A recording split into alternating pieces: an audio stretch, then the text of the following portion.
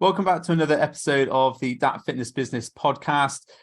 Today we're talking about group versus one-to-one coaching. As always, Tom Blackman with Dan Smith. Hello, Dan. Hello. Hello, Dan. And thankfully didn't just tip your desk over just before we started recording. Save the day just before. Yeah, trying to pump up. Trying to do some press-ups, yeah. Because we always press up and we like to do some star jumps before we do the podcast, so we're full of energy. Yeah, pumped. Yeah, ready. I'm pumped for this. I can't wait to get going. Awesome, rocket. So as we said, we're going to talk about group versus one-to-one coaching. And surprisingly, this is a topic that isn't very well covered on YouTube because we always research our topics before we put them out. And I was saying to Dan just now that it's one of those things that people always ask about, and I'm sure you get that a lot with your coaches, Dan. Are they talking about group versus one-to-one? Yeah, it does come up a lot, and like you said, it was a bit of a surprise to hear that it's not really been covered too much. But I think that it's probably one of those subjects that people, they obviously have that, or they know about it within their business, but I don't think they need to live, separately. Then you either do what one-to-one or group, or ultimately for me, it's down to like what you want the business to be like what do you want the business to look like, and what do you enjoy as well? Do you enjoy coaching in a group, or do you enjoy like the one-to-one side of it? Because if you're basing your business off something that you think you should be doing because you've seen someone else who's got a group program and they're doing ridiculously well with it, I need to do that, then you're basing your business on someone else's success instead of figuring out what you should do. So that's kind of one way of looking at it. But what do you feel? Yeah, I mean, well, and I've run both group and one-to-ones, and I still run both group and one-to-ones. And there's definitely an advantage and disadvantage to both. But I think I think what people sometimes forget is that it's a different offering, and a lot of the time you'll see people doing a group thing, but actually it's sort of a one-to-one-ish thing, so it doesn't really work. And then their one-to-one sort of has group stuff, and that doesn't really work. You've got to get that division right, I think, as to what you're proposing as a product. Yeah, I've seen that, and also done probably similar to that at the start, where we put on a group program. It ended up being one-to-one coaching, just at a ridiculous price. Because the way it was positioned, the marketing wasn't, maybe it could have been a lot better. So then we ended up with people in it, but then it wasn't really clear in terms of what was actually included, like you said, and then what wasn't. And we end up just coaching it one-to-one. But then I've definitely worked with coaches who have come in and they've said a similar thing. They're like, "Oh, I did a group program. Basically, it was one-to-one." Yeah, it's that same way of thinking about it. But that brings up another point for me in terms of when you are thinking about doing something like this, that you do spend time researching and coming up with what that offering is going to definitely be, and who's it for, and what's involved in it, what's the outcome that you're delivering with it. And then you want to test that, tweak that process, and then repeat it and then refine it each time. Because I think that sometimes coaches will do a group program and go, "Well, that was shit," and then they don't do anything else with it. And you just think, well, if you have that mindset around things, then you'll never actually bring that business forwards, whether it's group coaching or anything else. So I think that's an important sort of part to mention as well. There's also the sometimes I think mistaken presumption that group coaching has to be cheaper than one-to-one, and again, it depends on what you're offering. So I've done a few business coaching courses. I've had private one-to-one mentoring and done like group business coaching courses, and definitely the value for the group coaching was in the group, the whole all the other people that were in the group with you, which you wouldn't have got from one-to-one. And I think that's where a lot of coaches say, "Oh, well, I've got to charge less for my group coaching." Well, why? Because if that is delivering the solution to the problem that person needs, why does it have to be cheaper than a one-to-one option? Yeah, agree with that, because it's what's going to be delivered at the end of it, right? And as long as someone's aware with what they're buying into, then that's all that matters. It's not a case of, well, just because it's a group program, then that instantly means we charge less for it. So Yeah, I can see that definitely being the case. Yeah, I think because we run the 7-11-4 program just recently together, and that was a group-based program. But we had an element of it wasn't really one-to-one because it's one-to-many, but twice a week there was an option for people to come for basically a coaching call, wasn't there, to get direct help with the problems they had. Now, that is extremely valuable because when you get other people together in a group and you're talking about the other things that people have suffered with, and you're discussing it as a group and moving forward as in what's a solution, in a group discussion, you potentially pick up stuff that you wouldn't get in a one-to-one. And that's incredibly valuable. Yeah. There's that collective ideas, isn't there? Rebel ideas. There's a book I read. Yeah, collective ideas. Yeah, mastermind. Let's get the buzzwords in. Mastermind, Daniel. What's his name? Matthew Syed. He wrote a book. I haven't got it up here, but it was called Rebel Ideas, and that is all about collective minds. It's a really good book, actually. And that's like what you just said. So in essence, I know that they'll all be there pretty much for the same reasons, because hopefully you're marketing to a certain type of person. But they're all going to come with different problems, different time, and then you'll have people who have potentially had that same problem and they've tried something, and then it will. Well, I think the only downside to this is when it becomes that's the only type of thing that's happening in that group, because then it just becomes like, well, you're just solving each other's problems, and then the person who you've paid the money to is not really doing it. Yeah. Yeah. Yeah, there's I think if you're going to run those sorts of group-led discussions, there has to be, well, the coach, as in the coach of coaches, has to be the person sort of directing that and offering up ideas. Because I suppose part of the benefit of the group coaching is that motivation of everyone coming together and doing the same thing, and then you get your homework and you go off and you come back maybe a week later and see how everyone's progressed. But unless you've got the person at the top who's actually directing where that's going, there has to be follow-up after like say you have a group call, there has to be follow-up in the group of, right, who's done this stuff, keeping them accountable. Yeah, definitely. That's something that I think like goes back to what I was saying with you having a process to test this and then make those adjustments based off any feedback. Because I think when we did our first like group programs, we didn't have too much of that. You'd have like a weekly live call, but there was never any structure to it, and that was very much at the beginning of me trying out like group coaching programs. But then over time you start to then build a structure around what works for the process, but also what works for you and how you want to deliver that information, similar to like what we did in, like you say, in 7-11-4, because I don't think I'd ever run a program where we'd had 2 opportunities for calls, one at the beginning, one at the end of the week, which is like, it's perfect really, because you kind of bookend the week, you can kick it off, and then you can like finish anything up at the end of the week, anything that comes, and then set stuff up for the week ahead. So I thought that was a really good process. Yeah, it did give people the opportunity to, like you said, on Monday, it's like, right, what we're going to get done. And then on Friday, if they hadn't got or needed a bit of help to get over that milestone, they could always drop in. And I think we should be clear that the Monday call was like an accountability, let's get started call. And the Friday call was like, do you need a bit of help? It's an open office. So drop in, ask a question, get your help, and then go. It wasn't like, everyone didn't have to turn up for the Friday call. It was like only if you needed your help and needed any help. Yeah. And I think that formula works well with group, because you get that one-to-one element, because sometimes only one person turns up for the open office, and then you've got a one-to-one call essentially. 1 to 2 sometimes, isn't it? Yeah, exactly. 2 to 1 should be 2 to 1. Yeah. But that does bring up another thing, because if you are running those group programs, then it's important that it's emphasized, because that's where the main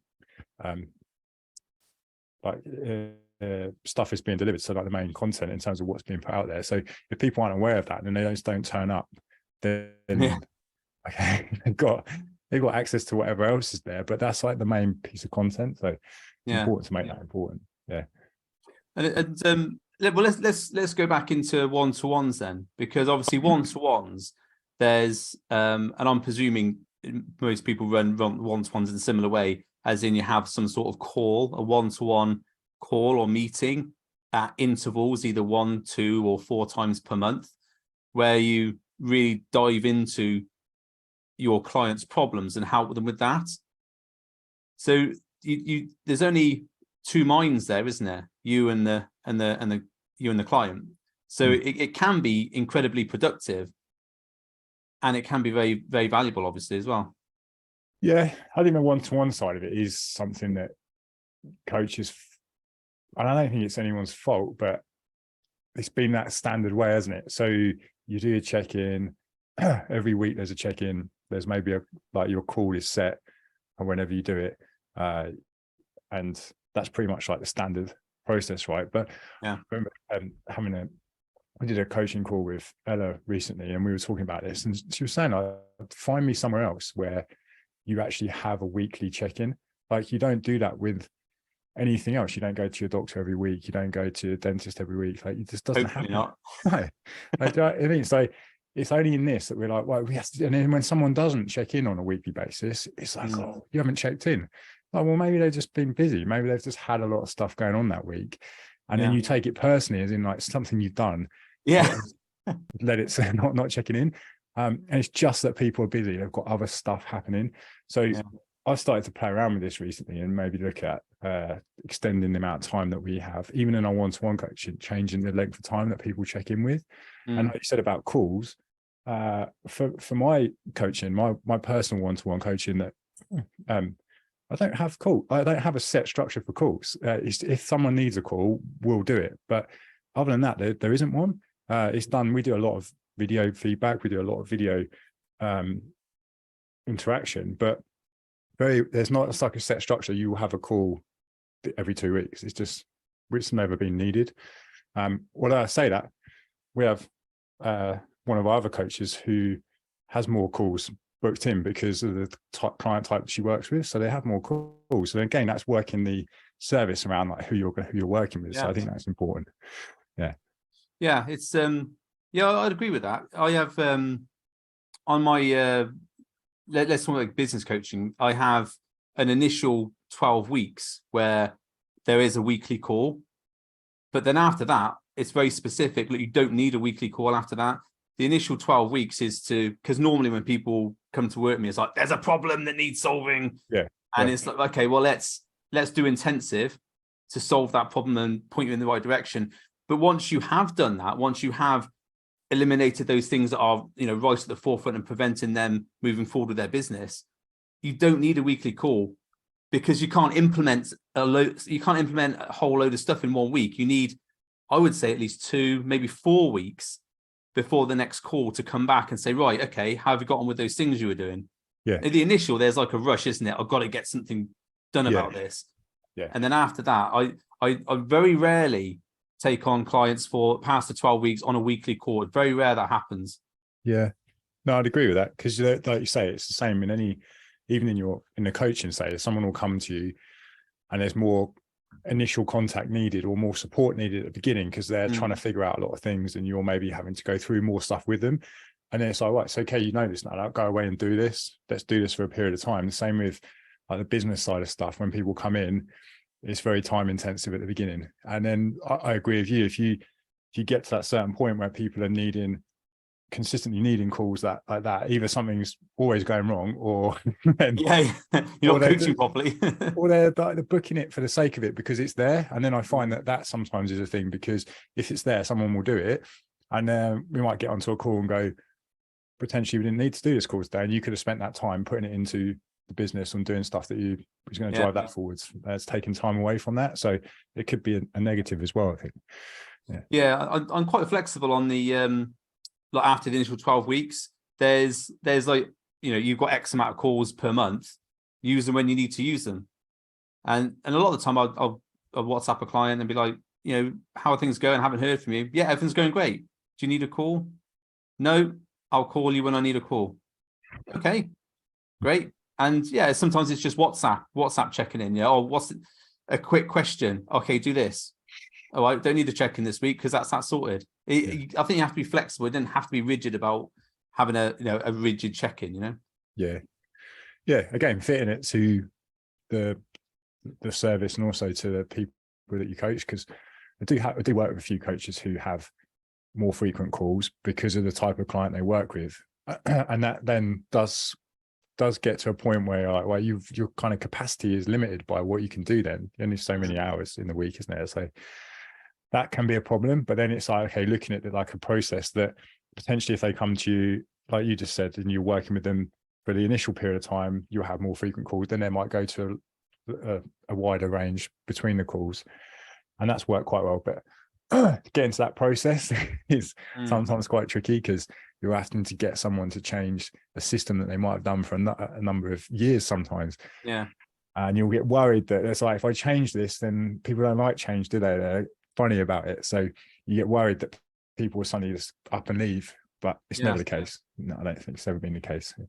No, because I think if people get value, then it's ultimately, if the client's getting the results that they want, then what the product you're supplying for that result doesn't matter. It's as long as it's the right product to get them the result they want. So if it's only one call a month, if they need it, and they can just text you if there's a problem, then that's how I worked with one of my previous mentors. We had 1 hour call a month whenever I needed it, and in between that it was WhatsApps, and it was a couple of WhatsApps a week. I was like, what about this? What about this? Yeah, okay, do that, do that. Okay, thanks. And there was just 1 hour call a month, and but that call was super productive because all the little things had been taken care of with the text. And then we got to the call. It was like, right, what's the focus for next month? Right, let's do this. And then there was real razor focus, not like every single week. It was like, oh, now we've got a new goal. Now we've got a new goal. It doesn't really work. Yeah, I get that. We have so we have our communication all set through. We use Slack to have that. It's quite direct. It's very like instant message. It's always there, which is great because even though we have the calls set, there's an opportunity for people to have those calls. But it's not like if you said to me, I really need to speak to you, I'll go, no, sorry, gotta wait. You've got another week yet. Be like, wait till your allotted time. Yeah, they just you wouldn't do it.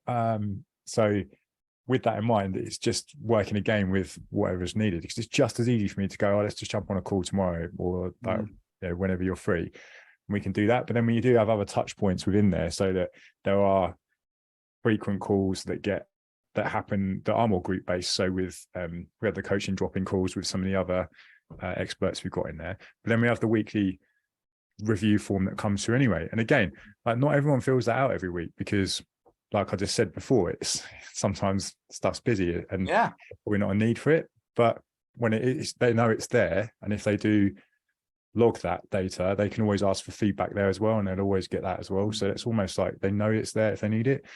So yeah, just having little touch points or opportunities for people to log data, or at least let you know, is a good thing. Yeah, and it is an important point as well, because you're talking about, sometimes coaches, I don't know if you see this on your social media, but sometimes I'll see coaches on my social media going, oh, people, if you haven't checked in by Sunday 5 p.m, don't expect any things for your plans. I have a life and blah blah blah, and they have a massive rant about this person not checking in. So, well, okay, that's great. Now, if you've got, let's say, 50 clients, and they all decide they're going to check in at the same time, that means you've then got to sit through 50 client check-ins, and some of them might not be even worth. It might be like, yeah, everything's fine, cheers, but you've still got to open that, and if you promise like a video or whatever, you've still got to reply to that. Whereas I think, like what you're talking about, is like, look, if you need help, use the check-in form. If things have gone to shit and you need a call, send me a text message, we'll have a call.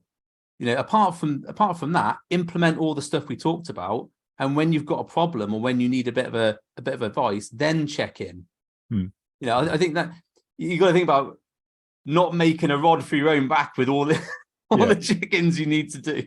Yeah, I always thought that as well. It does come across, though, if I was a potential client, someone who was looking, and I saw someone do that, I don't think I would be that wouldn't appeal to me. So no, clients may. And the other thing is, I don't know about you, but if I did that, it wouldn't make a blind bit of difference. Like all my clients, maybe some of them are on social media, but they're nowhere near on as much as like as what some coaches want there. So it's there's this perception that you think that everyone's going to suddenly see all your stuff and go, oh my God, I need to go and check in. It's like, that's not the problem here. The problem for me is that you just highlighted it in terms of your ability to then coach these people is probably where I'd be questioning things. And yeah. I mean, and also, okay, let's have a little rant.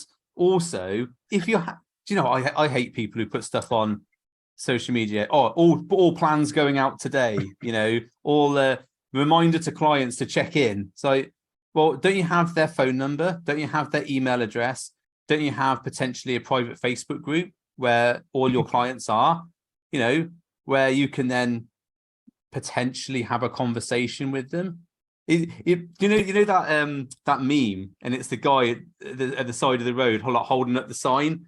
So it's like, just, you know, people change the things, isn't it? It's like the guy in the long hair and the glasses holding up the sign, and it's, you know, that's whatever the current affairs. It's like that, isn't it? You're just standing at the side of the road with a sign, hoping your clients are going to drive past. It's like, why don't you just message them? No, can't do that because my coaching doesn't have one-to-one texting in it. They haven't paid for that. Okay, well then you've just made more work for yourself. Yeah. And also, everyone on Facebook thinks you're a twat. Even your clients think you're a twat. I don't know. Yeah, I mean, that's how it comes across to me. But because I just don't know how that's not an effective way anyway for me. Like you say, if you haven't heard from someone, you think you just reach out, say everything okay, like what's going on. Yeah, absolutely. I mean, what? How much time does it take you to write a WhatsApp to someone directly and say, hey, just checking in because I haven't heard from you for a couple of weeks. Everything okay? If everything's okay, great. But just let me know. Yeah, perfect, man. You reminded me of something. Then it's a bit of a tangent. You know, did you hear? You know that guy with the sign, dude with the sign, is called, isn't it? Yeah, dude with the sign. Yeah, sorry. Was suing. You know, Sups, the supplement company. They're called like Sups. They're quite a big. I won't get started on them, but yeah, go on. Yeah, so they used his sign, and they changed it and put their stuff on it for an advert, and then he's suing them for use of like his content. So, good. Yeah. Have you seen some of their stuff? It's like burn fat in your sleep.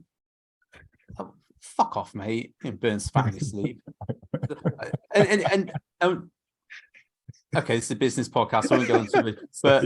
But you do burn fat in your sleep because you're at rest. So you do burn, you know, but you can't amplify how much fat burning unless you're going to go to sleep on a treadmill. What a fucking stupid advert. And they got one about test boosting as well with ingredients that are just, anyway, I'll stop ranting because this is not a nutrition podcast. But yeah, I dislike those adverts. And they keep on getting through my block button on Facebook. It's really annoying. Yeah, it's mad. Yeah, but so yeah, in terms of what it looks like from someone from the outside, it's just, for me, it would put me off. But so go on. I was going to say, like, do you think I get the feeling sometimes that there might be someone out there who teaches this stuff. Like if you do that, like it will show that, you know, you're coaching these clients. And if you put it on, absolutely. There's going to be some guru somewhere that's preaching something about getting your time back and not being a slave to your clients and, you know, whatever. And their teaching is, you know, if clients haven't checked in, make sure you post on Facebook so everybody knows you keep people accountable. So mate, there must be something out there. Yeah.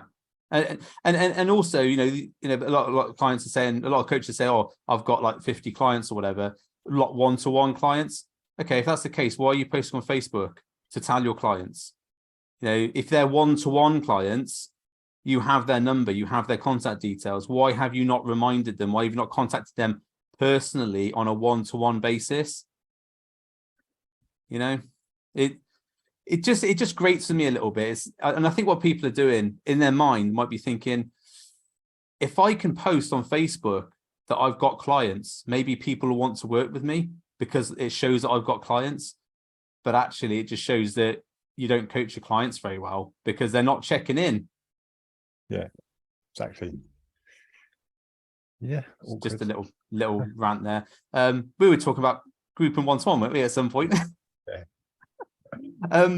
Okay, so Also, remember we were talking about finding your niche and your customer and all that and that stuff a few podcasts back.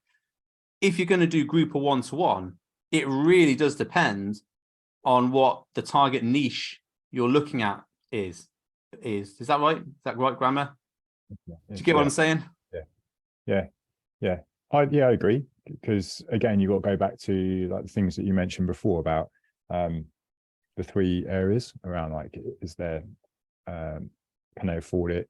What were the other ones? Do you like working with them? Yeah. Can you help them, and can they afford it? Yeah, exactly. So if you've got that covered, and then you can base your service in terms of how you think it's going to fit in with that ideal client, then you can just a start point, isn't it, like, to base everything on. I think so. I mean, I don't know if you find this in your business, but my one-to-one coaching generally tends to be guys, and my group coaching is predominantly women. This is for the nutrition and training business. Whenever I talk to people, generally it's the guys that go to the one-to-one, and women are very happy with the group coaching, which I've never understood why, but it's just one of those things. Yeah, it's a strange. I wouldn't want to get into the realms of going, or maybe this is potentially why, but I don't know. It's definitely not in ours. We have, if anything, it's the opposite. Not well, say that, but the group coaching was probably a mixture, but our one-to-one is very much more female based.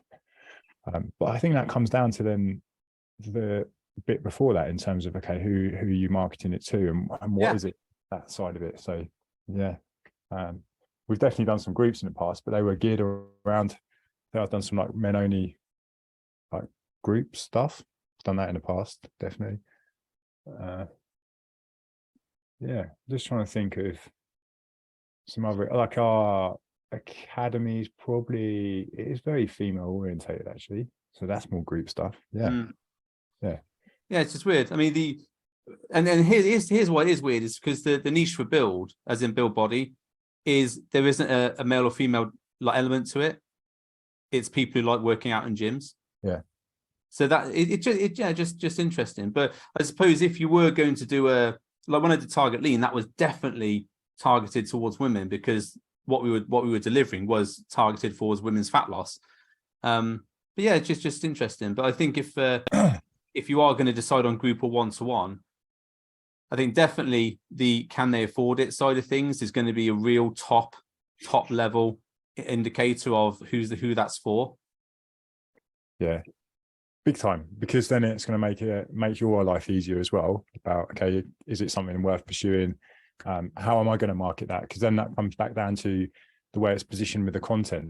Are we getting into the realms of showing that you can solve these problems, and then this is the thing that's going to help do that, and then handling those objections that are going to come along with it as well. So that all forms part of the marketing, doesn't it? If you understand the outcome and the client really well, then your marketing should be a lot easier. If you don't understand the client and the outcome well, then you'll find that the marketing side of it's really hard. And that goes for anything. When a coach is like, I don't even know what content's about it, like, we don't understand the client enough, because you should, if you understood the client enough, you would have endless content.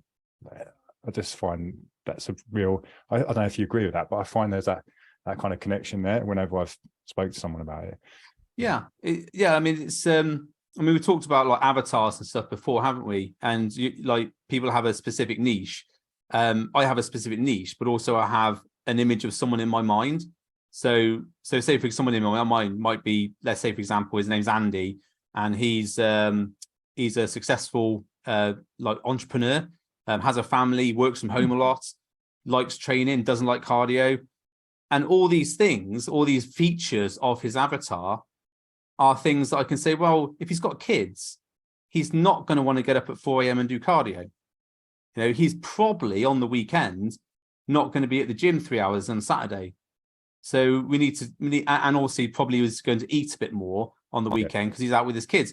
So then from that, if you've got an avatar of a specific person who your niche is for, you can start to think about things in their life, which, okay, he's got that problem, he's got that problem. So we need to do content which addresses those problems Yeah. And so see, I totally agree with you. If you've got your niche, your avatar like nailed, then you'll have content, because you can talk about that sort of stuff for ages, can't you? Yeah. It's like why we do these podcasts. Why do we do these podcasts? Like all these subjects, the things that we know that coaches find difficult, like understanding who they're going to market to, creating content, finding their niche. Do I do a group program or one-to-one? Like this, if we understand that these are questions that you're potentially thinking about or asking, so we'll create the content of it. I just got a bit of slightly related to this, but you're talking about a group and one-to-one. Like we just booked in to go to NCT classes, like group stuff. Like when you have a baby and stuff, you can go to these NCT classes, and they like get you ready for having a baby. And your wife, I'm assuming. Yeah.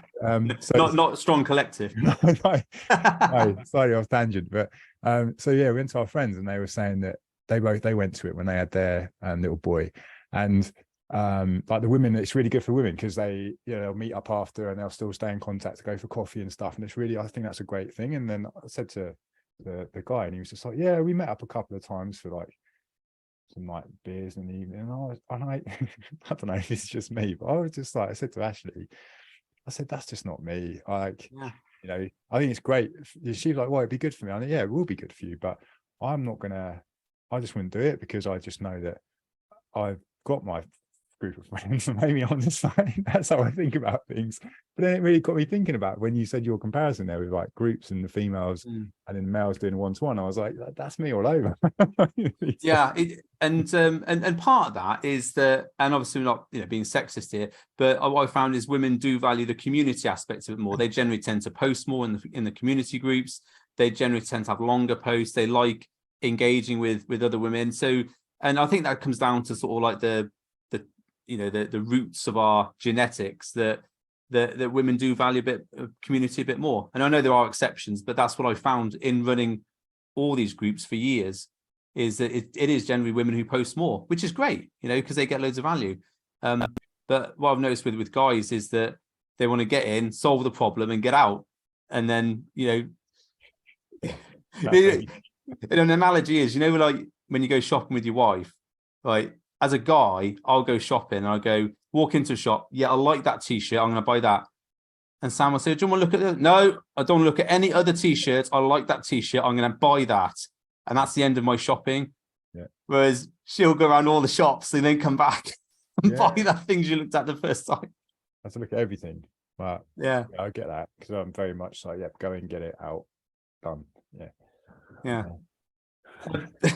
Anyway, also, the consideration we haven't talked about here on group and one-to-one is that, let's say, for argument's sake, that group is lower price, slightly lower price than one-to-one coaching, because it normally is, even though it doesn't have to be, it normally is. Most people have established that. It means that with your group program, you potentially got to sell more of it to make decent money. Whereas if you've got a one-to-one program, which is generally higher price, you generally you only have to sell, like, let's say, a couple per week, per month, whatever, to make a decent amount of money. And so then how you target your marketing and your sales discussions and all that stuff around engaging and making the sale has to be geared towards either it's one-to-one or group. Would you agree? Yeah, because then you're finding that there's periods of time where you're potentially talking about like this one service or one product that you offer. Or I would say though that potentially when you are starting to then build your marketing around a certain service, say it is group coaching, you're still going to get people inquire for one-to-one. Absolutely, yeah. It happens at the same time, yeah. But I get that, and I think for me, I'm starting to see this more now, and I have recorded a few bits of content on it recently, which is around that social media, especially. I think that is slightly changing in terms of where I see selling happening. I don't think that social media is necessarily, I never thought it was originally, to be fair, but like the best place to sell stuff. I think social media is great for building trust and connection and authority and all that kind of stuff. I think it's brilliant for that, but I think that people now are becoming even more so like just wise to it, in terms of when they see something that is just very much buy my stuff, they just switch off. So really trying to get people away from social media and into something like an email list where we can market to them a lot more effectively, and it is more individual. So it's like when you are marketing a group program or one-to-one, it's like right into that specific individual rather than competing with everything else on social media that's there. So Yeah, that sort of plays into it. Yeah, I mean, I agree, because I don't know what your feed is like at the moment on like Facebook and Instagram, but for me, it's all, well, there's two lots. There's men over 40, get your testosterone back. Yeah, thanks. And also, like for your, there's a one that keeps popping up, and it's some old guy, it must be like Santa, with a really white beard, and it's him before and after picture, which I thought you couldn't do on ads, but obviously you can now with Facebook wanting a bit more money. And it's basically an old guy with a white beard, like bit fat before, shredded next. And it's like, if you're over 40, like get your testosterone back and get shredded now. I'm like, I'm over 40. I don't look anything like that guy. And I just, it's very annoying. And then the other one is just endless business coaching stuff, like get your own app, do, make 10K a month, that sort of stuff. And like you said, you just become blind to it. And I mean, for me, I'll go through, every couple of days, I'll go, right, delete. But the problem when you do that is you get more adverts and random stuff. I've now got vegan dieting popping up on my feed, which isn't welcome. Yeah, I agree. I found that like it's definitely, maybe it's a time of year, isn't it, as well? But I do see an increase in it, and I feel that that then dilutes anything that coaches put out there. So from a sales perspective, when you put a piece of, you're like, oh, create this offer, and it doesn't get the interaction or you don't get the response from it that you wanted, then you suddenly become disillusioned. And I just think, rather than thinking like that, use more of that time to build your platform and build connection and work and interact with the people who are there following you. Do that, and then move people into your emails and get people away from there so that you can have more of those conversations around your products. Because we don't really market our coaching anyway, or even the mentoring is not marketed on social media, hardly at all. You might mention it in the story sometimes, or it's nothing that I've ever done. And then we built an email list, and that's how we do most of the marketing. So yeah, I just feel like, and it's less stressful. Do you know what, I 100% agree with that, because my I've got an email list which for business and also the nutrition stuff, and I get more success from the emails that I write, as in the return on the time I spend, than I do on, I mean, obviously post stuff about, I've got this program starting, that program starting, DM me if you're interested, but and I get results from that, but by far more sales come from when I send out personal emails where I can write a long bit of copy and really engage with the person who's reading, and those are the ones that return most inquiries and obviously those people are pretty much pre-qualified anyway, because they've taken the time to want to follow your emails and get your email and read your email. Yeah. And like some of the coaches one of the women I work with, she's got, I mean, social media, she's on social media, but very sporadic, like, and almost to the point where it's just do enough, like, but then the email is, I can't remember exactly how many people, it must be like 1,500, maybe a bit more people on an email list, 50% open rate, like consistently 50% and over. And you just think, it's just a no-brainer, and then you don't get so stressed out about social media. We're just like, hey, cool, your email list is mega engaged, like and you don't have to then worry about things like that. So it's almost like, because it's not an instant thing like that, I think we've kind of got off on tangent here, but it does play into like group and one-to-one coaching, because how you're going to market it. But it's not instant. Like social media is that very much like done it, dopamine, likes, things like that. And then you say to a coach, right, spend 6 months and build your email list. What? No, mate, that sounds like work. Like, well, okay, don't. And you're right, because with an email list, I mean, I don't know how you write your emails, but on mine I always say, got something you want me to cover, whatever, just reply back. And the replies, you get some, but it's it's never as many likes as you get on social media. It's a lot of the time I send out emails and like there's nothing, but I know people have opened it because you can obviously see the open rate. And then you're thinking, oh, I wonder if this will sell. and you put the like the sort of sales email out and get loads of people come back. They, all right, people actually are reading my emails. That's nice. But you don't get that sort of gratification until you've sent the email out and you've been building that momentum. Whereas on social media, you get likes, comments, whatever instantly, don't you? It's like dopamine straight in. And I can't think of any coaches that I work with now, or even in the past, who have had an email list of even 500 above people and haven't been fully booked. Like, it's just, I can't think of one. They genuinely, they're because their email lists have been built over maybe a period of time, but they've also nurtured it in the right way.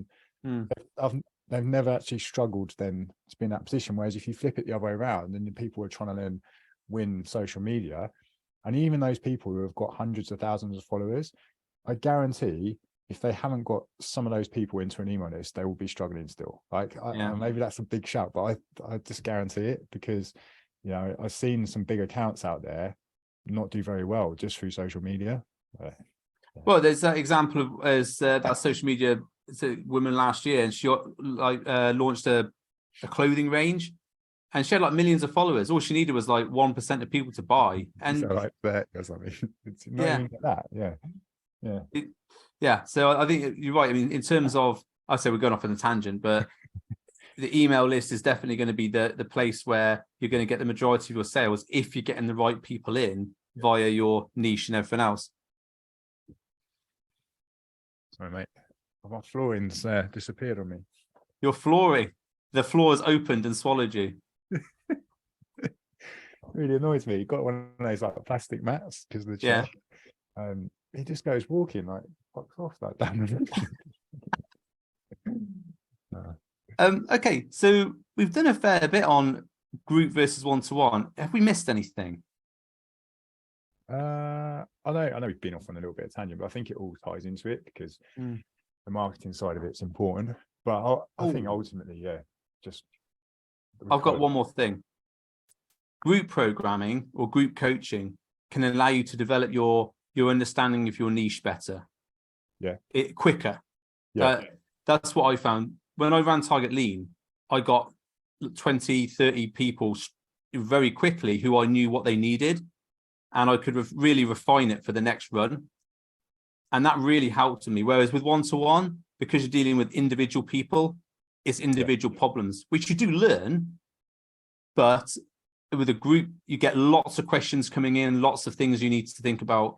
I think that group coaching at the start can really develop that. But on that, you need a one-to-one background to be able to coach. So it's like, which comes first? Yeah, I think so. Makes sense. And then you're also going to get a lot more. That content's going to be easier to create because you'll having more frequent conversations around those problems. So makes sense. I thought you were going to say something on I suppose this is very specific to what you do offer, but like from a group programming point of view, I remember back in the day trying to do everything individualized, and I was just like, that's not going to happen anymore. Don't do that. We just set like a few templates up, and then we just either adjusted it to suit or they adjusted it themselves, and that's something we've done going forwards. So just right. Excellent. Cool. Okay. Good. A lot of different stuff. Okay.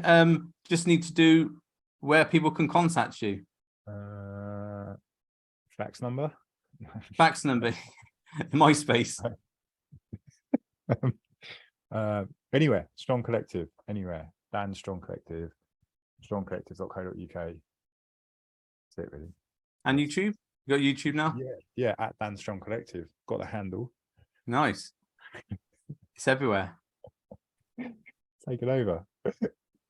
And I've got a new Instagram account called Tom Build Coaching, which is for the business coaching stuff, which is, I've found out actually, when you develop a new Instagram account, you need to do stuff before you can actually do things like captions and invite collaborators and stuff like that.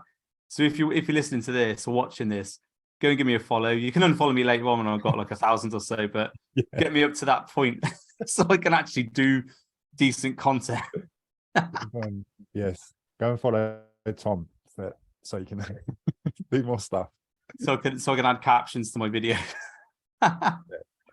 And buildcoaching.co.uk is should be active within the next week or so. So hopefully by the time people watch this or listen to this, it should be buildcoaching.co.uk, not BK Nutrition. So that's good. Exciting. Excellent. Okay, thanks, Dan. Thanks for another knowledge bombs. Another group of knowledge bombs. And we'll be back next week with more snippets of excellent information. Thanks. Thanks everyone for watching or listening. Bye for now.